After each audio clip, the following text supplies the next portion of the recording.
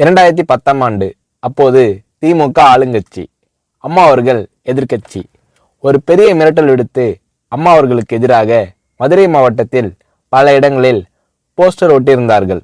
அந்த போஸ்டரில் அம்மா அவர்கள் மதுரைக்கு வந்தால் திரும்பி செல்ல மாட்டார், மதுரைக்கு அம்மா அவர்கள் வரக்கூடாது என்று மதுரை மாவட்டத்தில் பல இடங்களில் அந்த போஸ்டரை ஒட்டி பெரிய மிரட்டல் எல்லாம் கொடுத்தார்கள். அதேபோல் ஜெயா டிவிக்கும் மிரட்டல் தொலைபேசிகள், மிரட்டல் கடிதங்கள் வந்து கொண்டிருந்தது. ஜெயா டிவியின் செய்தி பிரிவினர் இந்த மிரட்டல்களை பற்றியெல்லாம் தியாகத்தலைவி சின்னம்மா அவர்களிடம் சொல்லி அம்மா அவர்களின் கவனத்திற்கு கொண்டு சென்றார்கள். அம்மா அவர்கள் துணிச்சல், வீரம், கம்பீரம் இவற்றின் ஒட்டுமொத்த உருவம். அதனால் புரட்சி தலைவி அம்மா அவர்கள், நான் மதுரைக்கு போய் தீருவேன், பொதுக்கூட்டத்தில் பேசியே தீருவேன், எது நடந்தாலும் எதிர்கொள்கிறேன் என்று சொல்கிறார்கள்.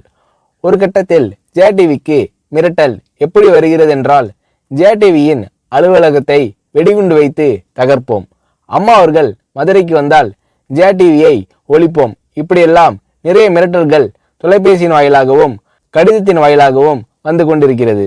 இந்த மிரட்டல்களை எல்லாம் கடந்து அம்மா அவர்கள் மதுரைக்கு சென்று பிரம்மாண்டமான பொதுக்கூட்டத்தில் லட்சக்கணக்கான மக்கள் மத்தியில் எழுச்சி உரையாற்றும் போது, ஒரு எதிர்க்கட்சியின் தலைவி என்ற முறையில் என்னை நீங்கள் மிரட்டுங்கள், ஒரு எதிர்க்கட்சியினை நான் நடத்துகிறேன் என்பதற்காக கழகத்தை மிரட்டுங்கள், ஜெயா டிவியை எதற்காக மிரட்டுகிறீர்கள், ஜெயா டிவியின் அலுவலகத்தை நீங்கள் தகர்ப்பீர்களா, ஜெயா டிவியை நீங்கள் ஒழித்து கட்டிவிடுவீர்களா, பார்க்கலாமா, ஜெயா டிவியை ஒழித்து கட்டிவிட்டால் என்னுடைய அரசியல் குரலை ஒழித்து விடலாம் என்று கனவு காணுகிறீர்களா?